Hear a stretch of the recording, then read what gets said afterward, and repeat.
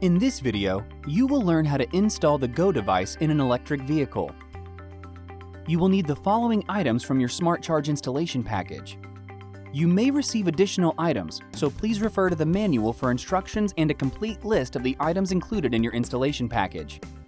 Make a note of your Go device's serial number for future reference. Find the OBD2 port in your vehicle. This port is usually located in the area between the steering wheel and the pedals. In some cases, the port is behind a panel with a handle on it, which you can pull to release. In other cases, the port has a protective flip lid over it, which you can flip down. Insert the Go device into the OBD2 port and press firmly. For installations that require an SPR install bag and a harness, or for installations that require just a harness, please refer to the installation manual.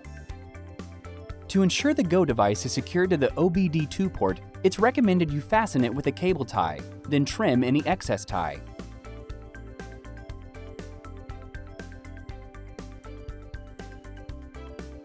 Once the device is connected, you will hear 6 quick beeps.